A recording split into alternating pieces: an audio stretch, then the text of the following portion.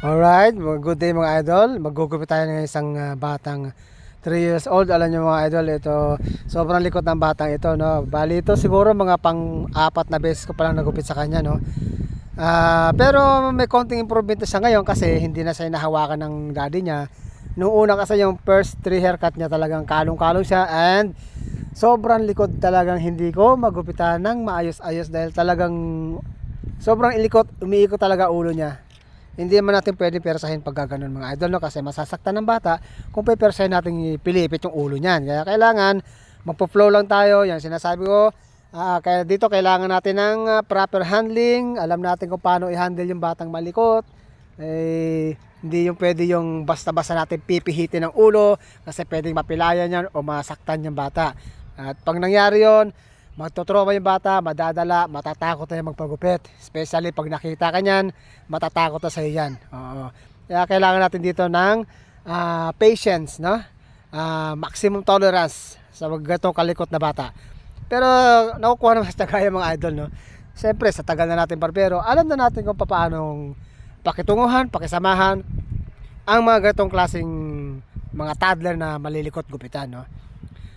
This time naman ay hindi ko pa sa inahitan mga idol kasi hindi pa sa pwedeng ahitan talaga dahil high risk siya na masugatan, no? Dahil sobrang likot talaga niya. Pero this time, pang fourth time natin gupit sa kanya, medyo may improvement nga kasi nga gawa ng hindi na siya inahawakan, pero yung likot niya medyo na-minimize ng konti. Oo. Pero ganun pa man, malikot pa rin talaga siya. Kailangan lang talaga natin pagtiyagaan, ingatan ang pag-handle sa kanya, no? Huwag natin peperasahin na payukuin, patagilirin ng ulo, iikot ang ulo. Huwag natin peperasahin. Kumbaga, magpo-flow lang tayo sa gusto niya, sa galaw niya. Kita nyo naman mga idol, kung gaano sa kalikot, di ba? Talagang tumatayo, umiikot, tumatagilid, ayan, no? Tsaga-tsaga lang talaga mga idol. O yan, no? Kita nyo naman, sobrang likot ng bata na yan. Paikot-ikot ang ulo. Dito maraming umaayaw na barbero, alam nyo ba yon? Gaya nga sinabi nila, pwede ka naman daw tumanggi. Basta in a nice way lang, no? Pero para sa akin, wala akong kailangan tanggihan, no? Kahit malikot yung bata. Gugupitan at gugupitan ko yan. Alam nyo, kahit yung mga yung mga ayaw magpagupit sa akin noon, na kasama ko lang nagpapagupit noon, sa ngayon nagpapagupit siya sa akin, ginugupitan ko. Oh, hindi ako masyadong ma-pride na tao kasi. Ginugupitan ko sila. Binigay ko yung gupit na gusto nila, kung paano sila gupitan ng kasama ko dati. Ganun din ang ginawa kong gupit sa kanila. And so, nagustuhan nila. Kaya ngayon, pumirme sa sila sa akin, how many years na. Ganun lang, no? Alam nyo mga idol, huwag tayo masyadong ma-pride, no?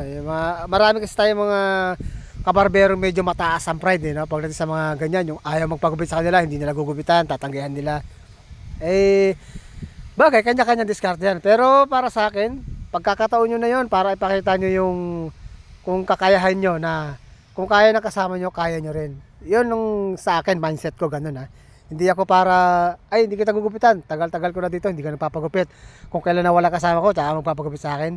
Hindi ako ganun. Mas gusto ko ngayon nawala yung kasama ko, tinry nila ako, binigay ko yung best ko, nagustuhan nila. So ngayon, sukoy ko na sila for how many long years na. Ganun ang diskarte mga idol. Huwag tayo masyadong maere dahil siyempre kung wala tayong customer, wala rin tayong kita, di ba? Yung mga customer, marami pupuntahang barbero yan. Kaya kailangan huwag tayo masyadong maere, no? Babababaan natin ng konti. Huwag masyadong lilipad ng husto, baka hindi na tayo makabalik. Alright mga idol, maraming salamat sa inyo lahat.